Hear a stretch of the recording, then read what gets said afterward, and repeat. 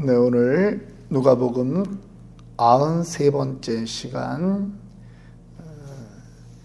자신의 부활을 설득하시는 예수님이라고 하는 제목으로 누가복음 24장 27절부터 35절 말씀 함께 보도록 하겠습니다. 엠마오로 내려가는 두 제자들을 예수님께서 만나 주십니다. 그러나 그들의 상태를 성경은 16절에 말하고 있죠. 눈이 가리워져서라고 하는 말입니다. 그들의 눈이 가리워졌더니 옆에 와 계신 예수님을 알아보지 못합니다. 물론 이거는 예수님의 부활하신 모습이기 때문에 그들이 혹시 알아보지 못한다라고 그렇게 생각할 수 있겠지만, 눈이 가리워져서라고 하는 것은 모든 인생의 문제를 대표적으로 말하고 있는 것입니다. 왜 그러냐 하면, 눈이 가리워졌기 때문에 그들은 예수 그리스도께서 이 땅에서 자신들의 그 억압받는 것, 그것을 해방할 자로 그렇게 여기셨다라고 하는 것이죠. 21절 보겠습니다. 우리는 이 사람이 이스라엘을 속량할 자라고 바랐노라. 예.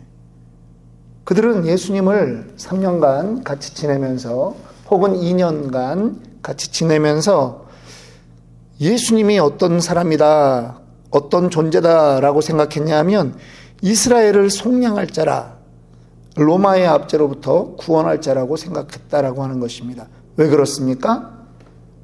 눈이 어두워져서 그렇습니다. 처음에는 그렇게 생각할 수 있겠죠. 그런데 점점 예수님이 하시는 말씀이 내가 이 로마와 싸우려고 하는 것이 아니라고 하는 것은 성경 여러 군데에 드러나 있는데도 그들은 계속 그렇게 생각했다라고 하는 것입니다. 요즘 심리학적인 말로 확증 편향이라고 하는 것이 있습니다. 자기가 듣고 싶은 말만 들어요. 자기가 보고 싶은 것만 봐요. 그런 것을 확증 편향이라고 합니다. 이 사람들은 예수님 안에서 인류의 죄로부터의 구세주라고 하는 부분을 보려고 하는 것이 아니라 로마의 압제에서 자신들을 구원할 그러한 구세주로만 보는 것입니다. 눈이 가리워져서 그렇습니다. 세상에도 그렇습니다. 사람들이 예수님 얘기를 하면 그저 많은 성인 중에 하나 정도로만 생각합니다.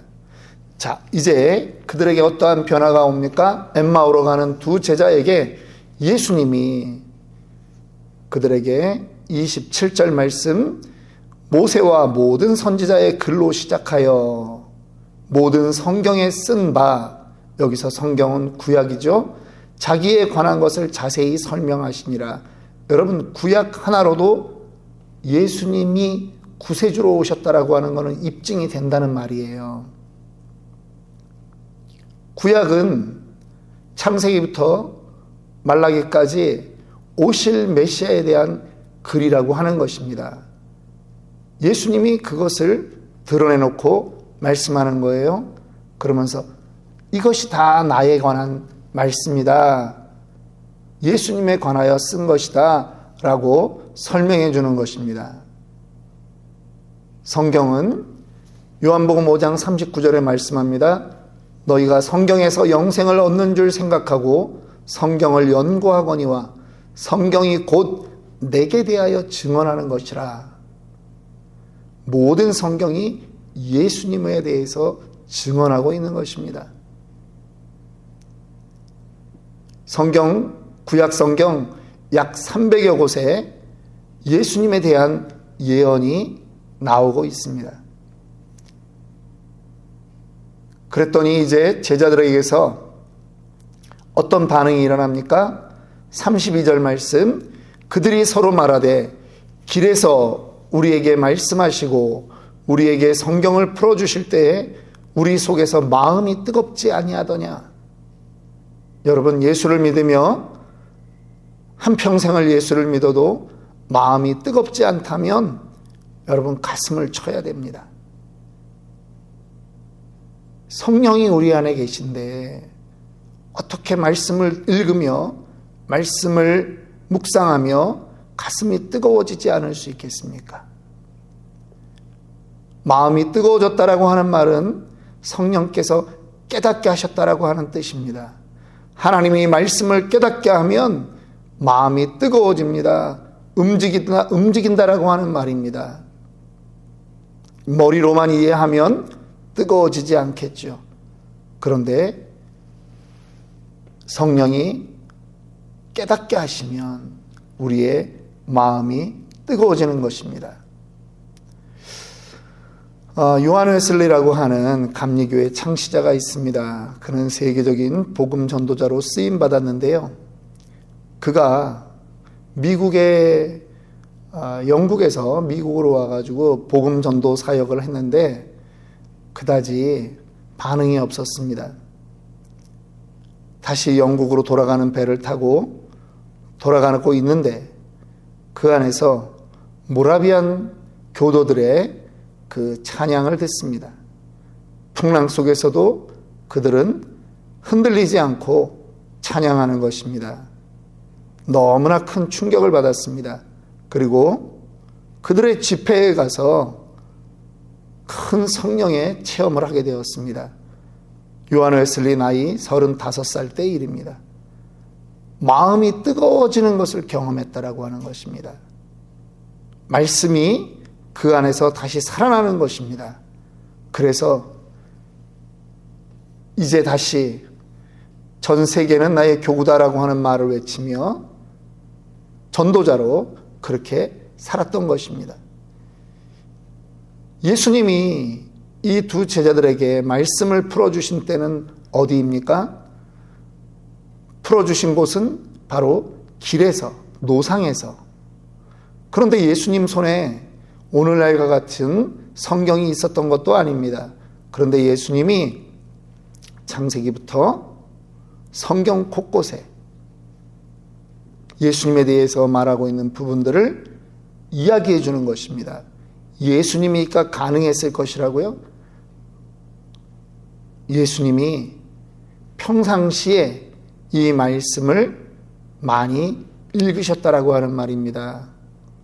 이 유대인들의 교육 방법은 어려서부터 말씀 암송입니다.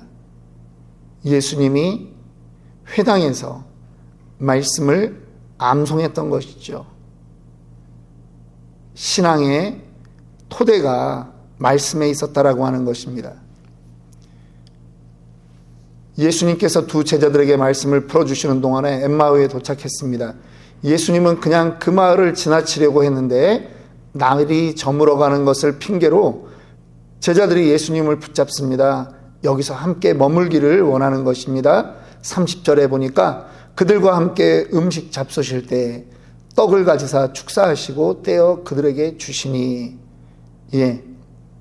음식만 드시는 게 아니라 떡을 가지시고 떼어 축사하신 거예요. 오병이어의 기적과 같은 그 경험이 이들 머릿속에서도 살아나는 것입니다. 마지막 최후의 만찬에 그 장면들이 연상되도록 한 것입니다. 주님의 이러한 일들을 통해서 그들은 이분이 지금 예수님이구나 라고 하는 것을 깨닫는 그 순간 예수님은 이미 사라져 버리셨습니다. 여러분, 우리는 성경을 가까이 해야 됩니다. 우리는 언제 어느 때라도 누구에게라도 복음을 전할 수 있도록 말씀을 가까이 해야 됩니다. 우리 교회에서 3분 복음 메시지를 암송하는 이유가 그것입니다. 매주 반복하는 이유가 그거예요. 3분 복음 메시지에 성경의 핵심적인 구원의 메시지가 있습니다. 그것을 외우면 언제 어디서라도 전할 수 있는 것입니다. 남들에게 구원을 소개할 수 있는 것입니다. 예수님이 그들에게 말씀을 전해주시고 떡을 떼어주실 때 축사하시자 그들이 눈이 밝아졌습니다. 그런데 예수님은 보이지 않습니다. 이제 제자들은 어떻게 했을까요? 가던 길을 계속 하룻밤 자고 그 다음에 또 떠납니까? 아닙니다. 이들은 다시 예루살렘으로 돌아가는 것입니다. 33절부터 35절 말씀에 그때로 일어나, 거기서 잠을 자고 있는 게 아니라 일어나서 그 밤에 예루살렘으로 돌아가는 겁니다. 왜 그랬을까요? 지치고 힘들어서 예루살렘으로부터 떠나서 이제 자기네들의 고향으로 내려가려던 그들이 그 밤에 다시 예루살렘으로 가는 것입니다. 인생이 바뀌면 변화가 일어나는 것입니다. 예수를 만나면 변화가 일어나는 것입니다. 여러분, 저는 우리 치노밸리 아름다운 교회 성도들이 예수님을 온전히 만나기를 원합니다. 예수님을 만나면 변화가 있습니다. 변해야 예수님을 만나는 게 아닙니다. 순서를 정확하게 알아야 됩니다. 변해야 예수님을 만나는 게 아니라, 변해야 예수를 믿게 되는 것이 아니라 예수를 믿으면 변하게 되어 있는 것입니다. 예수를 믿고 말씀을 읽으면 주일이 새롭게 다가옵니다. 찬양이 새롭게 다가옵니다. 말씀이 새롭게 다가옵니다. 예수를 믿으면 우리 삶에 변화가 와요. 기대하십시오. 혹시라도 지금 나의 모습 가운데 나는 예수를 10년, 20년을 믿어도 이렇게 변한 게 없느냐라고 생각하는 분 계십니까? 여러분, 다시 한번 예수님을 여러분 안에 초청하십시오. 다시 한번 말씀을 읽으십시오. 말씀을 읊조리십시오. 선포하십시오. 여러분 안에 주님이 뜨겁게 하시고 변화를 주실 것을 믿습니다. 주님 살아계십니다. 부활의 주님, 오늘도 우리 가운데 역사하심을 믿으시기를 바랍니다. 오늘 우리 함께 기도합니다. 함께 기도하실 때 하나님, 나의 마음을 뜨겁게 하여 주시옵소서. 내 안에 말씀이 없습니다. 말씀이 생각나게 하시고 말씀이 살아나게 하여 주옵소서. 우리 이러한 제목으로 한번 간절히 기도하겠습니다.